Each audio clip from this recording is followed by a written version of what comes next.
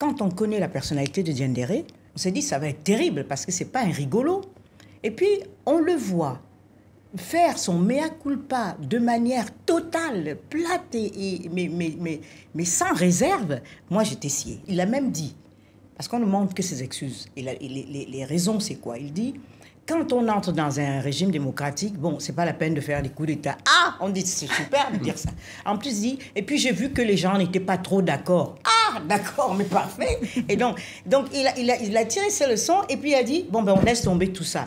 Là, ce que je trouve vraiment intéressant, presque plus que la mobilisation populaire qu'on pouvait suspecter, c'est le fait que l'armée n'a pas suivi. Et ça, pour moi, c'est le plus intéressant. On peut comparer à d'autres pays où, malheureusement, l'armée est restée unie derrière les putschistes et finalement, malgré la mobilisation populaire, le coup d'État l'a emporté. Peut-être que les putschistes, à un moment donné, se sont dit que, finalement, un certain nombre de personnes n'allaient pas bouger, notamment en France. Pourquoi?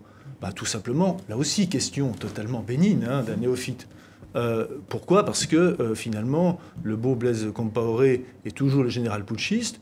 Finalement, ils sont un peu aussi aidés à Alassane Ouattara. Alassane Ouattara, dont ça doit être bientôt, qui doit bientôt se présenter à la présidentielle. Donc, ce sont aussi toutes ces questions qui me font dire que, d'accord, évidemment, on peut présenter ça sous le forme, et avec juste, c'est vrai que c'est ridicule. Mais derrière, est-ce qu'il n'y a pas un théâtre d'ombre qui se joue derrière? Blaise Compaoré a été le président d'ombre. L'assassinat de Sankara, c'était une ombre qui ne s'est jamais dissipée. Mais au-delà de ça, c'est quelqu'un qui a structuré le pays. Je dirais que les Burkinabés étaient assez fiers de ce qu'il a accompli. Il faut le dire aujourd'hui, il ne faut pas l'oublier. Ils étaient assez fiers et on n'est pas parti pour le renverser lorsqu'il est parti. On voulait juste qu'on ne vote pas le changement de constitution et puis ça s'est terminé en coup d'État involontaire. Bon, il faut inclure dans le jeu le parti, la mouvance de Blaise Compaoré. Et en même temps, il faut tenir compte de ce qui s'est passé. Il y a eu il y a pas mal de morts. Pour le Burkina, c'est beaucoup. Il faut faire des procès et que ce soit juridiquement acté.